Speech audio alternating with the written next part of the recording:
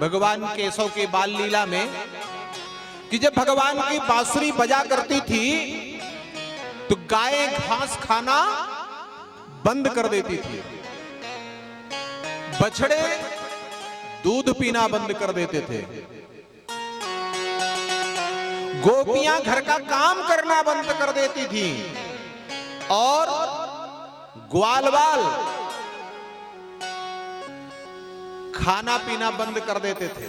अगर सो रहे हैं तो उनकी नींद खुल जाती थी। ऐसी भगवान की बांसुरी बजती थी।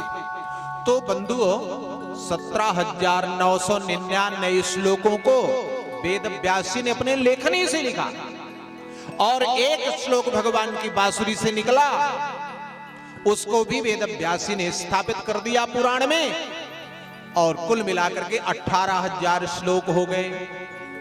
अब उन 18,000 श्लोकों को 12 भागों में बांटा।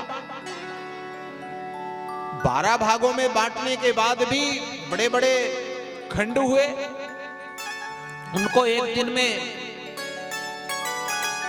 लोग थोड़े समय में कैसे पढ़ पाएंगे, इसलिए 335 भागों में उन 12 स्कंधों को बांटा, छोटे छोटे अध्याय, कि जिससे अगर कोई पाठ करना चाहे 10 मिनट 15 मिनट भी अगर किसी के पास समय है तो कम से कम एक अध्याय तो पाठ कर लेगा भागवत जी का। इसलिए 335 अध्यायों में भागवत को बांटा। इस प्रकार से भागवत महापुराण की रचना हो गई।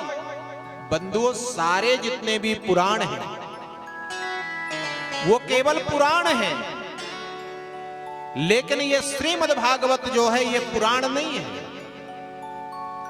ये महापुराण है और समस्त वेद शास्त्रों का निचोड़ा हुआ ये रस है, जूस है। जैसे अन्य फलों में जाली होती है, गुठली होती है, छिलका होता है, लेकिन इस भागवत महापुराण में ना तो जाली है, ना छिलका है, ना गुठली है। इस भागवत महापुराण रूपी कथामृत को पियो, लिखा है पिबत भागवतम। भागवत कथा को सुनने का विधान नहीं बताया, इसको पीने का। जैसे फल खाने का विधान है, लेकिन फल का जो रस है वो उसे खाया नहीं जाता, उसे पिया जाता है। तो ये समस्त वेद शास्त्रों का निचोड़ा हुआ भागवत जो है रस है, इसको पियो, पिबत भागवतम। लेकिन इसे कैसे पीना है? इसे इन कानों के माध्यम से पीना है। पिबत भागवतम रसमालयम। इसमें इतना रस है कि ये दोनों कान थक जाएंगे, लेकिन भागवत का प्रभाव महत्व कोई भी वर्णन नहीं कर सकता है। भगवान का ऐसा चरित्र है कि यसित गिरि समस्यात् कज्जलम सिंधु पात्रे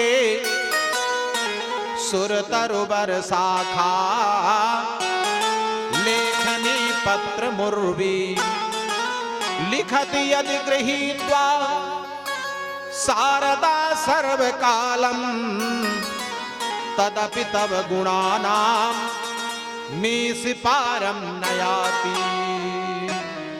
असित गिर समस्यात् कज्जलम सिंधु पात्रे।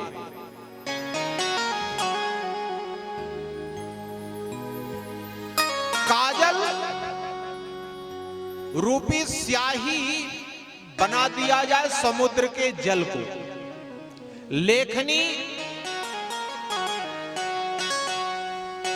बना दिया जाए कल्प वृक्ष को, कागज बना दिया जाए पूरे पृथ्वी को, और लिखने के लिए शारदा सरस्वती को नियुक्त कर दिया जाए कि आप लिखो। समुद्र की स्याही से लेखनी कल्पवृक्ष है और लिखो आप, कागज पूरी पृथ्वी है, लिख डालो भगवान के गुणानुवाद को। तो तदपि, उसके बाद भी मीस पारम न आती, भगवान के उस चरित्र को वर्णन नहीं किया जा सकता है। तो ऐसे इन भागवत के दिव्य आख्यान को इन दोनों कानों से जितना हो सके उसे पियो, मुंह से नहीं, कानों से। पिबत भागवतम रसमालयम, इतना रस है आलयम कि एक बार में आप नहीं पी सकते हो। इसलिए ग्रंथकार ने लिखा है मुहुर्हो। मुहुर्हो का मतलब है बार बार, बार बार। अभी सुन रहे हो, फिर सुनो, अगले साल सुनो, जब तक प्राण रहे शरीर में तब तक सुनते रहो। ऐसा जो भगवान के भक्त हैं, रसिका भुव भावुका, जो भावुक लोग हैं वो भगवान की कथा सुनते हैं, ऐसा ये अमृत है। और अगर भगवान की कथा सुनोगे तो भगवान के करुणा में किसी प्रकार की कोई कमी नहीं है।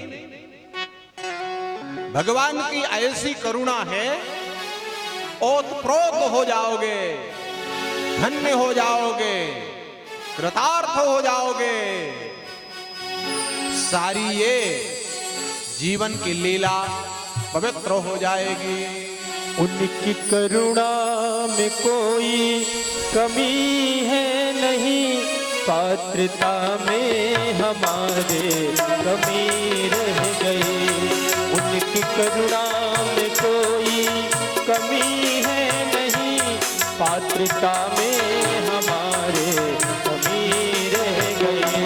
उनकी करुणा में कोई कमी है नहीं, पात्रता में हमारे कमी रह गई।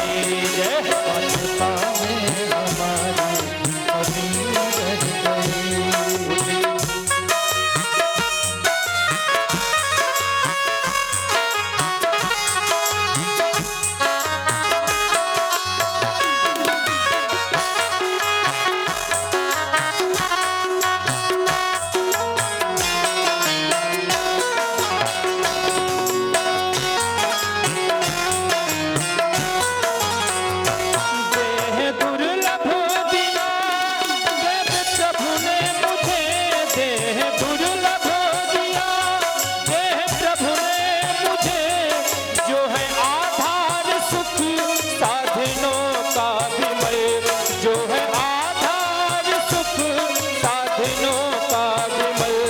उनकी समता समता, उनकी समता में कोई कमी है नहीं, उनकी समता में कोई कमी है नहीं।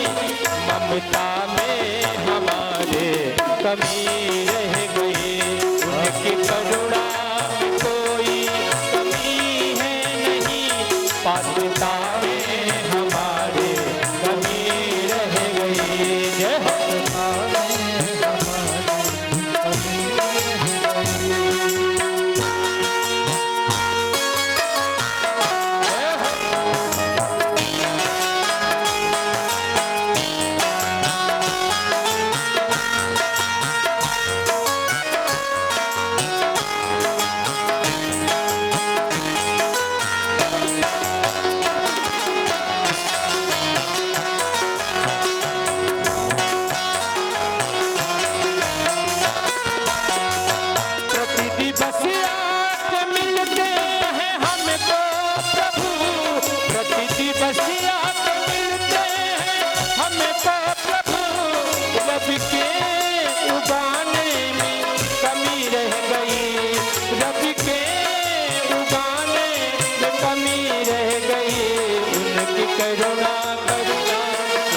करुणा में कोई कमी है नहीं, पात्रता में हमारे कमी रह गई।